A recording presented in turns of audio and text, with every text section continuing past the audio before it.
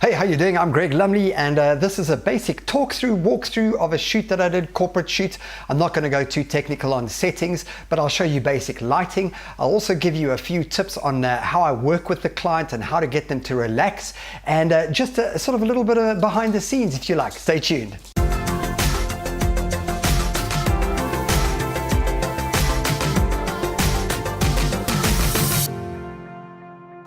Pretty simple shoot, was done for a law firm. The company basically has a great website, and over the years I've been doing photographs for them. And in this case, just a new person that's just started working at the company. Lauren is her name. So quite simple setup. I always shoot in their boardroom using the library. They've got a small law library of South African law books that we use as a background, and that remains consistent with the rest of the shoot and the rest of the photographs that I've done to date. My method is quite simple. In this case, just using two lights, one hair light, and essentially the hair light is just simply to put behind Lauren's head to separate her from the background. I always use a hair light because I think that it always makes for a great sort of professional kind of feel to a photograph. I snooted the hair light. What does that mean, snoot? Basically put a little tube around the hair light so that if any light bled from it, where my camera is pointing, it would be about there from where I am now. It wouldn't bleed straight into the lens of the camera, and what that avoids is that flare look, which is fine when you're a wedding photographer, which I actually am, but it's not the kind of look that you want on a professional corporate portrait. Once I've got that light set up, all I did was stand up against the wall, pointed the snoot down roughly where I thought Lauren would be placed and sitting. I then sit down in the chair and look up and see if I can see straight up the snoot into the flash. And if I can see the flash, then I know that it's pointed in the right direction. So that's my number one step. The next step is to then set up the umbrella. By the way, umbrellas for me are the best ever. They, of all the modifiers, are my favorite because they are so quick and easy to set up and easy to use.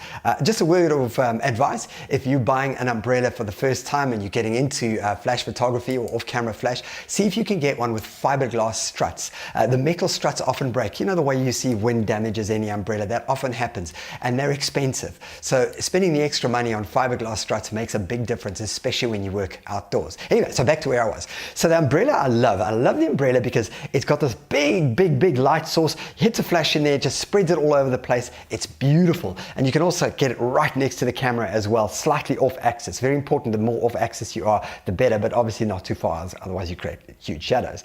I put it up, and the next thing that I did was basically this is my model right over here. My hand is my model. So I put my hand basically where I want the subject, where I think the subject's going to sit. I just hold one hand up and I shoot. Click, take a few photographs, and the idea behind this really is to just get an idea of what my lighting is going to be, and then I'm basically ready. I'll go and get hold of my subject. Now, up until now, I've not had my subject with me. I never set up when my subjects are in the room, well, if I can avoid it, simply because it allows me to set up quickly, and it also means that they're not going to be sitting going getting bored, basically. You know, it's a weird moment. They generally don't know me, I don't know them. So you don't want it to get bored. Also, the other thing as well, and this is a tip. If they start talking to you, it makes it really difficult for you to be able to set up properly. So it's almost better to keep them out of the room while you're actually setting up, especially when you're more experienced. I mean, I set up really quickly, but even then, even as experienced as I am, it can still be a bit distracting and take a little longer to set up than it ordinarily would. So it's a good idea to actually just go, no, don't worry, go and have a coffee, go and do whatever you want to do. I'll call you when I'm ready. Once I am ready, I'll basically get hold of them, I'll bring them into the room, and I will then say, listen, I'm just going to fire off 1 or 2 test shots. Always communicate with the people that you're shooting. It lets them know, it makes them feel comfortable. You don't just leave them in the lurch kind of going, well, what do we do now? What do we do now? That's just nasty. Nobody likes to be like that. They kind of want to know what to do. As soon as I'm ready to actually shoot, then I will start basically directing. And direction is really important. Guys, I can't actually stress this enough. If you don't have some form of way of communicating with your client or some sort of rapport with your client, it can make a very, very big difference to how your shoot turns out and how your photographs turn out.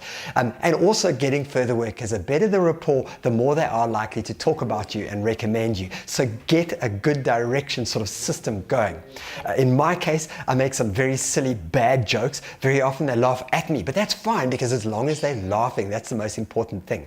So I'll start off with a few serious photographs, because that's kind of how they feel. Then I'll get into a couple of sort of jokes where I'll make a few comments and generally can get them to laugh. Every now and again you get that person that you just cannot get to laugh no matter what you try, and that is what it is.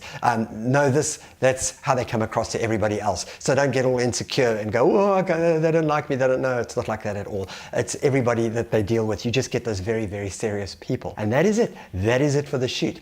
If you've got a better way of doing this, or even some suggestions, let me know. I'd love to hear. I'm always interested to see how you work and learn more, because we can all get better. All of us can get better. If you've got any comments or even any questions, plonk them in the comments below and I'll get back to you. In the meantime, well, gosh darn it, thanks for watching. Hope you enjoyed this video.